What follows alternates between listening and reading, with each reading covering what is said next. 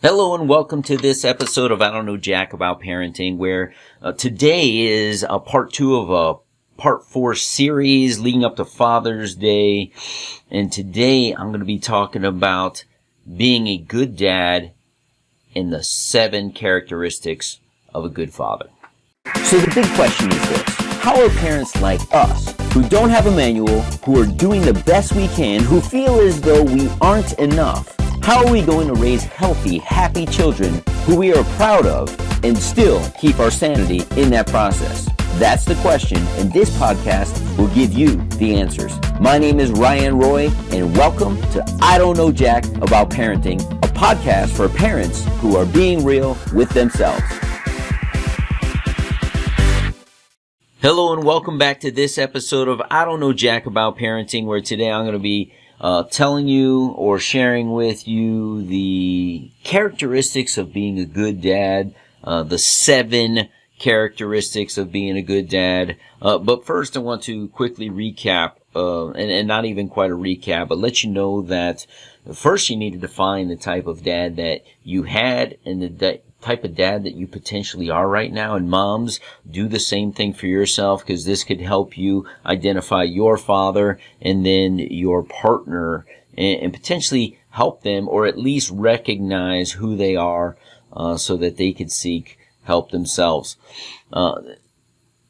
When I ended last week's episode, I ended saying there's a lot of dads out there that when they first become a dad and they didn't have that strong relationship with their father, and 7 of the 8 types of dads are not the most positive influences in the world. What I challenge dads to do is define that and become a good dad. But in that, a lot of dads define, they're like, I'm not going to be like my father. Listen to that. I'm not going to be like my father. And, I don't know jack about parenting, guys. And I definitely don't know anything about writing a book, but I wrote one. And one of the chapters in my book is don't tell kids what not to do, tell them what to do. And the psychology behind that is this: when you tell kids what not to do, they could do a whole bunch of other things. And the example in the book is if I walk, if your kid's running in the house and you tell them not to run, they could skip, they could dance, they could bounce, they could stomp. But you actually want to tell kids what to do. And consciously understand this in relation to what I'm telling you now. If you tell a kid to walk, he has one option, or she has one option, they walk. So when you tell yourself, I'm not going to be like my dad, and let's just say your father was the abusive father. Well, you may not be abusive verbally or physically or emotionally, but you may become the absent father. Like, I don't want to hit my kids, therefore I'm just going to be gone. They'll be better off. And I don't think that's the type of father you want to be either. Or you may be the present but not all there father, right? You're there but not there. And you could be the dad who shows up and provides for his family, but again, you don't want to hurt your kids, so you don't tell them you love them. You don't tell them anything. You tell them nothing. You're just there. That's almost as good as the absent father. So just because your father was abusive and you say, I'm not going to be like him, doesn't necessarily mean that you became a good father. And I think we all strive to want to be a good father. So when we say we're not going to be like dad, that doesn't serve you. It doesn't serve your child. It doesn't serve your family. What you can do, and what I'm going to share with you here today, is defining what a good father looks like. So give me a second as I pull this up. It is an article. I found it on a website. I could send a link over to in the show notes so that you could read it for yourself. But I'm going to go through the 7 traits of a strong father. It is on belief.net or beliefnet.com. And when I read through these, I was like, yeah, these do embody what it is to be a good father. So the first one is patience. For a father, patience is essential. A father will inevitably face challenges from his relationship, from our children, and even from ourselves. We're going to be tested in this thing we call parenthood, and we're going to feel less than, right? We're going to feel inadequate. We're going to wonder if we're doing the right things. And here's what I say to parents: you are enough. You are enough for your children. They love you so much, unconditionally, at the beginning of their life and all through their life when you really think about it. Even though a child may be frustrated with their parents, we still absolutely love them. So be patient with yourself in this thing we call parenting, dads, because you are enough. Just being there and comforting your children in certain ways and showing patience in their growth and development, especially in those teenage years, which I haven't hit yet. But be patient. Number 2 is a good father is a moral father. He is deeply grounded with a sense of morality. This simply means that his decisions are rooted in something greater than himself. He looks to something higher. He is selfless. He is righteous. He knows the difference between good and evil, and he can deftly navigate the shades of gray between them.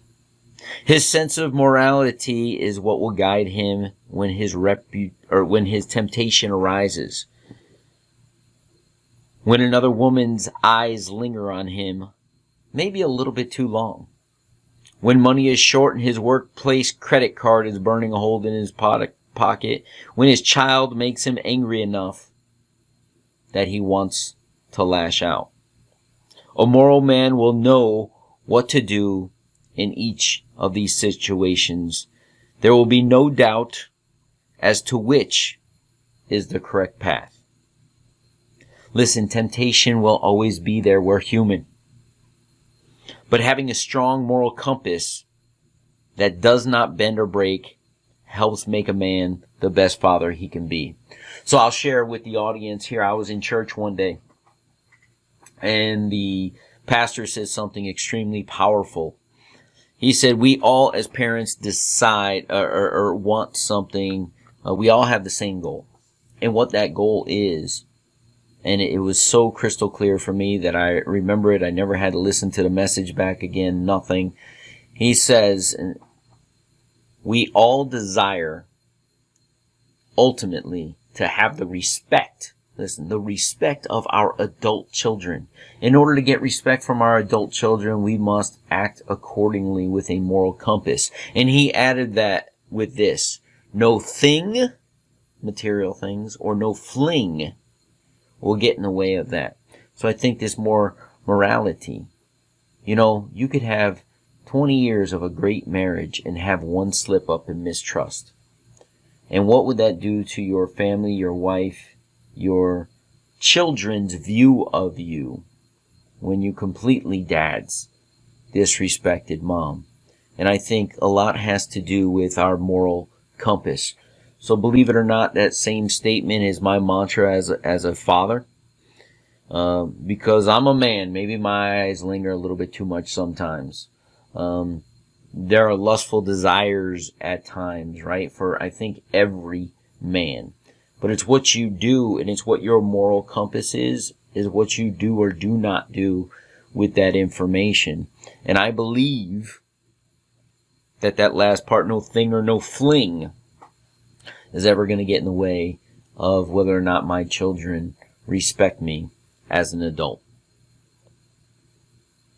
So number 3. A good father, he's open-minded.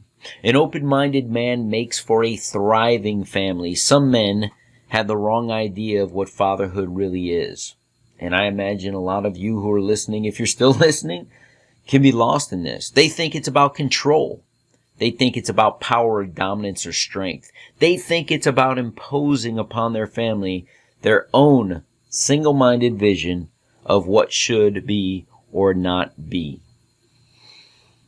I personally love the fact that I am in a loving relationship with my wife, who we work on our marriage, and we work on and we talk and we communicate.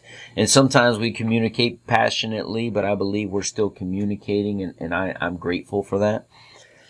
But I have realized, because I can be stubborn, guys, my wife has so many amazing ideas and she brings so much value to our family that I don't know how anybody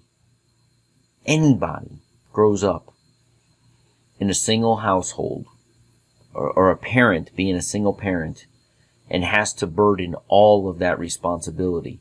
So as dads, we don't need to be the control. We need to allow mom to be her version or best version of a parent she could be, while we be the best version of the parent we can be, and we compromise in between, because there are so many things that my wife has strengths in that I don't even possess an inkling of what it is that she has in those areas. And then when I think about a dad, I think about the dad who wants the kid, growing up an athlete, the dad who, I played football and volleyball, who wants their kids to do exactly what they did and control that scenario. And people often ask me, hey, is Christian going to play football? And I was like, I don't know. If he decides to, if that's what he wants to do, I just want to support what my kids find a liking in and a passion in. I want to support that, and I think that's being an open-minded father. So number 4, a good father is a man who is loving. People everywhere. I'm reading this. So ask people everywhere what they wish their fathers had done, and you'll hear something like this. I wish he had shown his love more often. And I cannot tell you how many times I talk to people and say, my father, my mother never told me they loved me. I could count on one hand how many times they told me they loved me, and it stands out. It was like after something tragic happened. You know, they were in a massive car accident, and they come to the hospital, and they're in the hospital bed, thought they could have lost their children, and they're like, hey, I just want you to know I'm glad you're okay. I love you so much. And that's the only time the parents mustered up the courage. But it's not their fault. That's how they were raised. But here, I'm telling you, if you're listening to this podcast, you're here to break the cycle. You're here to bring awareness. You're here to experience something different in your parenting journey than you experienced. So if you didn't have that good father, that good parent, these are the characteristics of a good father, a good man. And that's someone who is willing to hug their kids every single day and tell them, I love you. Right now, I'm going to just sit there and share with you my own thoughts. I learned this a couple years ago, and it's just stuck with me. Either say it or show it in some form. I think there are 3 things that every father should tell their kids or show their kids in some way each and every single day. You should tell your kids every single day, I love you. You should tell your kids or show your kids every day, I believe in you. And you should tell your kids or show your kids every day how much you are proud of them. In the statement, I am proud of you. You know, and it comes to, and I'll share with you, my son has a YouTube channel, and I asked him to start, I do some of the editing now, and I'm not the best editor in the world. Thank you, Charles, for editing my podcasts. There are things that I asked him to do while he's recording, like not go in between screens, not do this. If it's going to be a game that you want to focus on it, because dad doesn't want to cut out all that stuff in the middle. And if you do that, cut it out. You know, stop talking in that time as you're transitioning so that it flows. And yesterday I edited 3 videos for him. And every direction I gave him last week, he followed. And I'm editing, and he goes, you're done editing, Dad? I said, yeah, they're all rendering. I said, but I want to tell you how proud I am of you. I asked you to do a couple things, and you did everything I asked. This was so simple for Dad to help you with. And I appreciate you listening. I love you. I love doing this with you. But more importantly, I love watching your growth. I believe your goals with this are going to be achieved. Thank you for allowing me to share that as I'm going through this list. So a father or a man, just period, who is a good man or a good father is he's loyal. Loyalty is a trait that keeps families together in the hardest of times, as we're going through COVID-19 right now. A loyal father is one that can be trusted to be there today, tomorrow, and forever. And my mantra, as I shared it with you, that's my goal, is keeping this family unit together. And I know only I can play the role that I can play in that to make it happen. And I wish my leadership within the house allows that to transpire into my kids and my wife also. This is about the ability to commit a step forward from a mere patient, loyal, a step forward from mere patience. Loyalty is the ability to consistently stick by your choices no matter the cost. And when a man takes the choice to become a father, a strong sense of loyalty becomes vital. This doesn't just mean a father physically stays with his family, right? Loyalty means much more than that. It means standing up for your family when others attack them and when life events lay them low. It means being there for them. Keeping your commitment to ensuring the welfare of your children and your spouse. It's funny it says spouses here. I guess we're talking to the audience. I only have one spouse. And it means being consistent in all of these things that we're discussing today. A loyal father doesn't place work or recreation or his friendships above their families. They put family first. And the result is a strong household that will not break beneath, even in the most violent of terms. Number 6, an honest man. Honesty is hard to come by in anyone, but to be a good father, this is a trait that is a must. Why? Because all relationships are built on trust. This includes the relationship between father and spouse, as well as between father and child. Honesty creates a sense of safety. Again, I'll shift away from this. If your children can't trust you, if you are not congruent with your words and your actions, they don't understand. And they start growing up and their words and actions aren't congruent.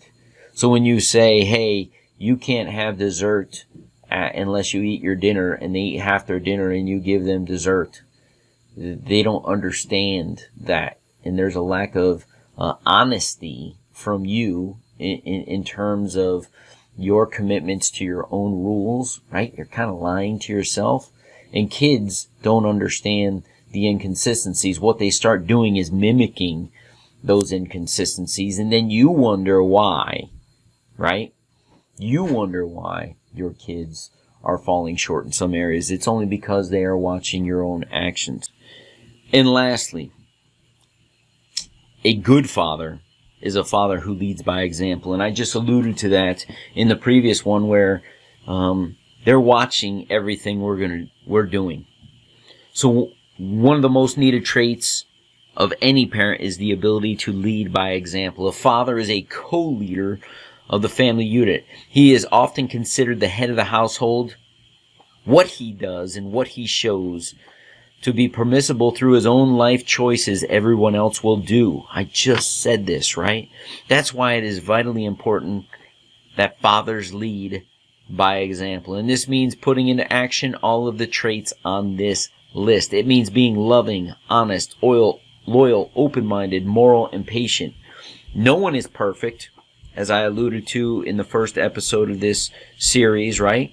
But if a father is available to visibly act in these ways, he'll plant seeds of these traits in his children, and they'll one day do the same for their own children. Leading by example provides what every good father should be: a role model. In a world, the world is built on nations. Nations are built on communities, and communities are built on families, and families take their cues from a strong role model within their ranks. This means that if a father consistently makes harmful choices, listen to this, guys, his children may take the same path, and through them will negatively affect the world. But if a father begins making the right choices,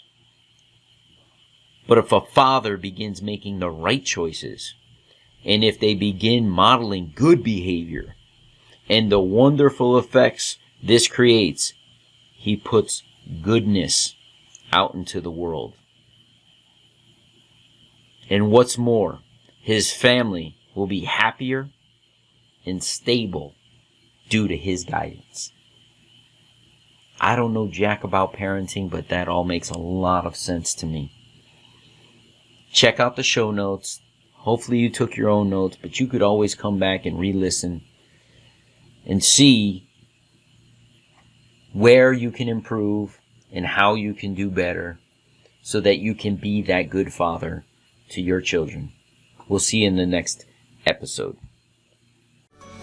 Do you want to be the dad you wish you had? If so, go get my free book, Be the Dad You Wish You Had, at BeTheDadYouWishYouHad.com. Inside, you'll find my most effective 40 tips to quickly and easily transform yourself into the ideal dad. Go to BeTheDadYouWishYouHad.com now and get it while it's free.